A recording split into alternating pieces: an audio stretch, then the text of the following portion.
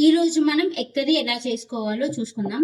Hi అందరికి, welcome to మా నాన్న రెసిపీస్.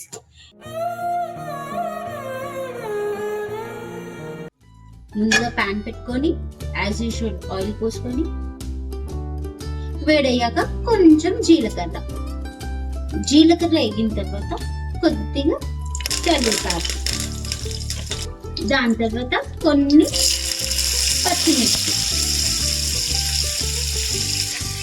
బాగా మిక్స్ చేసుకొని ఒక 2 minutes వదిలేయాలి. అలాగే ఒక spoon of ginger garlic paste ఒక 2 minutes వేయించుకున్నాను. అది వేగిన తర్వాత ఒక స్పూన్ ఆఫ్ పసుపు. ఇంతవరకు ఛానల్ చూడకపోతే చూసి సబ్స్క్రైబ్ చేసుకోండి. ఒక 3 to 4 టమాటోస్ చిన్నగా కట్ చేసుకొని వేసేసుకుందాం. టమాటో నుంచి వాటర్ వచ్చేంత వరకు వేయించుకుందాం. టమాటో ఉడుకుతున్నప్పుడే ఒక 2 tablespoons ఆఫ్ సాల్ట్ వేసుకొని కలుపుకుందాం. ఒక 20 seconds ఇలా కలుపుకున్న తర్వాత మనం మూత పెట్టేసుకుందాం. ఈలోపు అది ఉడుకుతూ ఉంటుంది.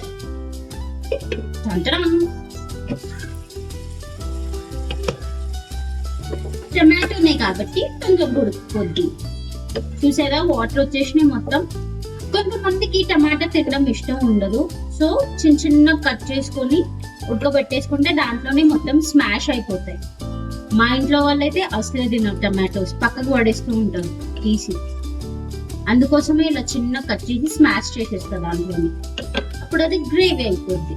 కొలతకు తగ్గట్టు కొన్ని వాటర్ పోసుకోవాలి, మరీ చిక్కగా కాకుండా ఇలా. ఇది ఉడుకుతున్నప్పుడే మనం ఎగ్స్ వేసేసుకున్నాం. నేనైతే 4 eggs తీసుకున్నాను ఈ క్వాంటిటీకి. సో ఇప్పుడు మనం ఎగ్స్ వేసేసుకున్నాం. దీన్ని ఒక 3 to 5 minutes వరకు మగ్గనిద్దాం. మూత పెట్టేసుకున్నాం. ఓకే, ఇప్పుడు ఎగ్స్ ని మనం ఫ్లిప్ చేద్దాం.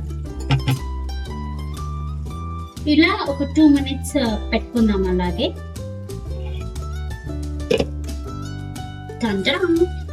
ఆల్మోస్ట్ అయిపోయినట్టే కనిపిస్తుంది. అయిపోయింది కూడా. ధనియాల పొడి వేసి దించేద్దాం. 1 tablespoon ఆఫ్ ధనియాల పొడి,